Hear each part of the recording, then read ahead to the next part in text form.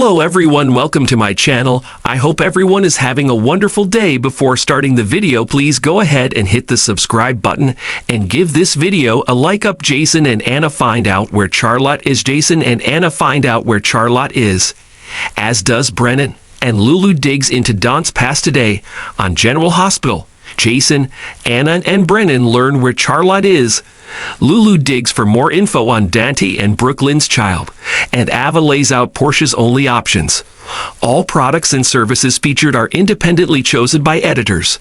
However, soaps.com may receive a commission on orders placed through its retail links, and the retailer may receive certain auditable data for accounting purposes. On today's General Hospital, Felicia runs into Carly at the hotel, who tells her she's got plans. Right as Jack shows up grinning, he greets them, to Felicia's annoyance, so he and Carly sit down while Miss Scorpio glares.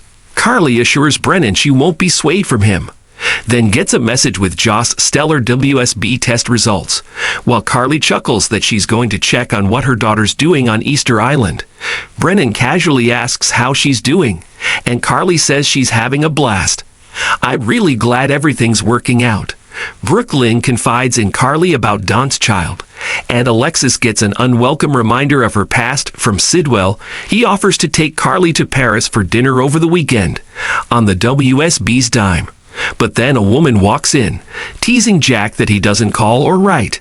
He introduces Vivian to Carly, who's happy to meet the owner of the hotel, then chides Jack to use her number and call her. After she leaves, Carly storms off. Jason gets a lead on Charlotte. Jason and Anna are fighting over Sidwell, with the commissioner telling him she'll handle the crime boss. Then she says she needs Jason's help to find Charlotte. The time to find her and Valentin is now, leads or not. She fills him in on the Carly/Brennan/Valentin confrontation. Anna's worried about Charlotte being collateral damage in the WSB war with her dad. Jason assures Anna that if anything comes up, he'll be ready to go. Danny comes down to the kitchen to find Rocco distracted on his phone. Charlotte just texted from Buenos Aires. Last time he told his mom, Lulu almost got shot for nothing because Charlotte didn't want to leave Valentin. He doesn't know what to do. He's worried about losing his mom, but also worried about Charlotte. That's when Jason walks in, and Danny thrusts the phone in his face, saying they know where Charlotte is. Jason tells the boys he'll go handle it and bring Charlotte back. Just keep Lulu out of it. As soon as he's gone, Rocco blows up at a smug Danny. How could you do that? You had no right to tell your dad. Outside, Jason calls Anna to tell her he's heading over to her. He got a lead. Portia asks Ava for help. Portia rushes to Ava saying she made a terrible mistake and needs help. Brad's had her over a barrel holding the truth of Heather's results over her. And now word got to Drew. She lays out the new blackmail scheme, but says that's not the real problem. Curtis doesn't know Brad's been blackmailing her, and she's afraid to tell him she's been keeping a secret. Ava points out there's no real choice, but Portia frets she's already given a second chance by Curtis. Ava suggests she might feel better if she just tells Curtis the truth, no matter what. She then suggests Portia talk to Rick about this. In the meantime, just let Drew think he's won. Keep the secret and minimize manipulating Curtis. Anna tells Felicia to butt out. Anna rushes over to Felicia asking what's going on, and when her friend points to Brennan and Carly, she's a bit put out. Felicia points out that Bobby wouldn't want Carly anywhere near Jack and pumps info for Anna on the WSB agent. Anna lays out his ruthlessness, brilliance, and charm, then says there's nothing to do about it. Carly's a grown woman who never listens to anyone anyway. They both agree they need drinks, and Anna opens up about worrying over Charlotte's safety. Felicia tells her to do something then. There's no one better than her to get it done. Cody and Dante freak Lois out in the tack house.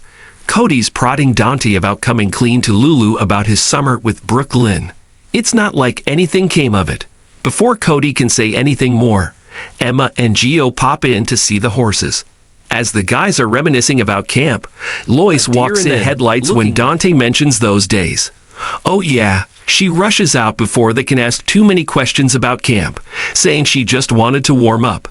Emma does a good job of changing the topic herself, asking Cody how working at Deception was. It was great, but he never got comfortable in front of the camera. Unlike Gio, Dante mentions that he just loves making music, just like Brooklyn. Must be a family trait. Cody mentions for no particular reason. They talk about her singing days a bit, then Emma heads out and Gio walks her to her car. What do you think of those two?